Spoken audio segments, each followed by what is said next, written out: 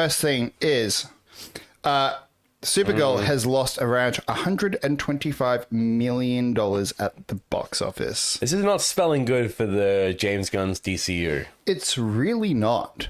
Considering that this is the second mainline DCU film, not counting like Creature Commandos, but like in the movies themselves, not counting Creature Commandos because that's a television show. Yes.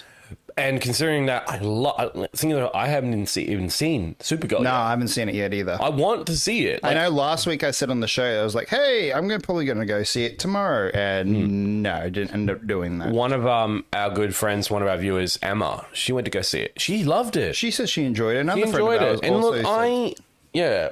And sorry, just reacting to what Will said there.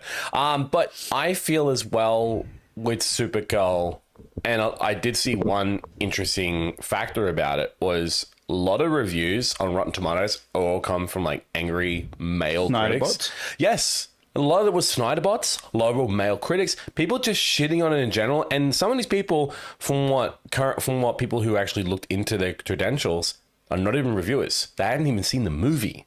Some of these reviewers on Rotten Tomatoes. So it's kind of falling into the fine line of who do you trust when it comes to reviews for Supergirl, because everyone's going to have an agenda. Everyone's going to have an opinion about it.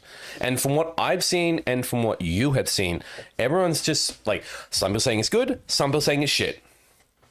I mean, yeah, look, I'll read the article in a minute, but yeah, I don't know. I think that the marketing for the movie hasn't been great. No, it wasn't really good. It could have been better marketing, in my personal opinion. Like it should have been better marketing. For goodness sake, I mean, like you've got probably one of the most interesting like anti-heroes of all time, fucking Lobo in it. Like for the first time on a movie screen, played by Jason Momoa, the character that he wanted to play from the beginning when the DCEU started. Instead, he got Aquaman. When he finally gets given the role, from what I've understood, is the fact is that it's just not performing well at the box office, which sucks because I love the Superman family. I love the Super family. I love Superman. I love Crypto. I love Supergirl. I want to see more of these characters. And look, here's the thing.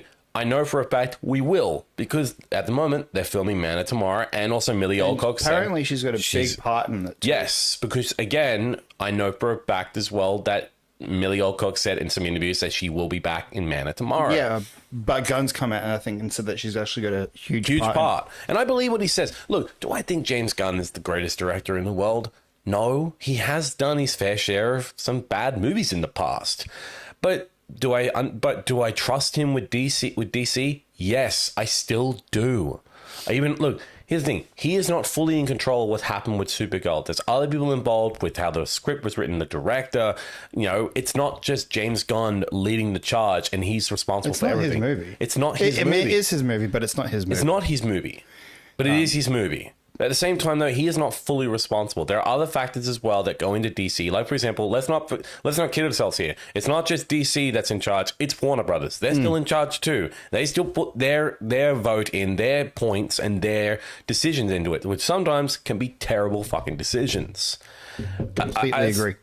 I think more than anything, it just pisses me off that Supergirl is getting just absolutely nailed by other reviewers, and some of them haven't even seen the damn movie, or just judging it because they just don't like the character of Supergirl. Spoiler alert, Supergirl has been around for a long, long time. So just because you don't like her doesn't mean that other people don't like her. Young girls look up to Supergirl.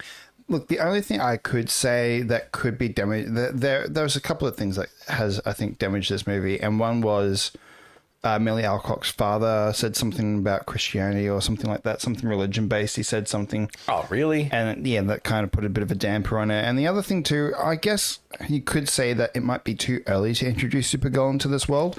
Let Superman breathe a bit more, but I can understand it. And as I said, I've been still very much looking forward to it. The trailers for me weren't that great. The final trailer is what really sold it for me. Same with me. Overall, I think a lot of it's got to do with marketing.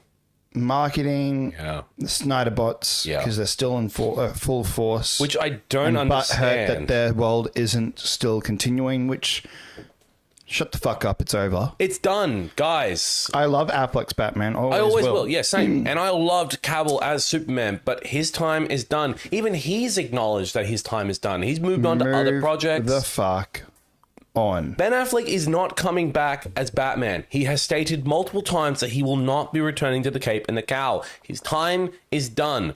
I will never understand these people. I mean, for goodness sake, even Zack Snyder said that he's done.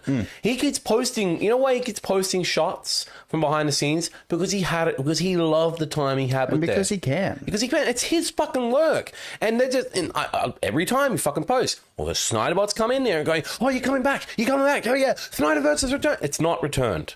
It's not coming back. And it never will. It never will, because I'm sorry. It didn't work. It didn't. Yeah, thank you. It didn't work. It didn't make enough the money. The only things that worked in that world, I will say, was his Snyder cut of Justice League. Yeah. That was fantastic. However, even in that, there were spots that could have been cut, like that whole section with the women fucking singing after Aquaman left. I didn't that could have been cut. That was, I mean, look, I was, again, when we watched it, we were just in awe because it actually had been released. We were It was kind also because it was great. It was great. But the whole, like, the Flash scene, that's still my favorite. Look, I know I'm not the biggest fan of Ezra Miller, but I will say this. That scene with him as the Flash, that is the Flash to me. That is exactly the power he wields. Yeah. And then we get the Flash from him, and it just doesn't feel like he wields that power anymore. It just feels like he just uses it as a, like... I just didn't like the time traveling aspects in the Flash. I didn't like how he has to go into some big, giant fucking, like, room to, like, do time travel. Whereas in the CW series, it did so much better. Way much better. But look, this is what the article says. Warner Brothers sources have told Deadline that break even for the Grey Galaxy direct space opera resides in the $315 million global range after a reported $170 million to $186 million net production cost and $120 million global P&A. That doesn't include the DC record $100 million promotional partner campaign. Though. Which I don't get. Why does that not include that? What's because of the movie? This is just before the movie release, or like? I'm not exactly sure. Yeah. Will made a good point here. He said, I trust Supergirl was dope. I trust close friends and family because I know what they think about movies in general. Supergirl was the first DCU, to be frank, Supergirl was the first DC project he hasn't written because he didn't write this. He didn't write this project.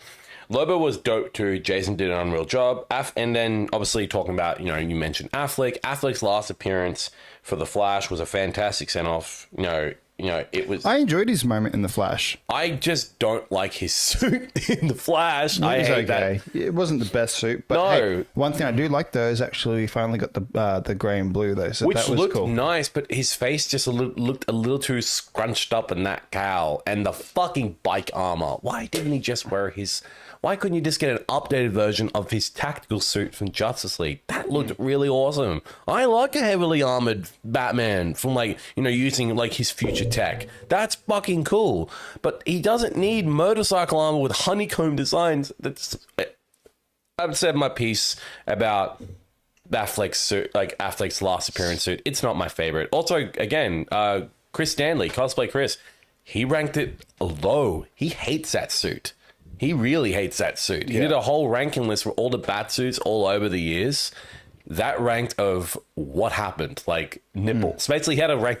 Nipples was the lowest rank.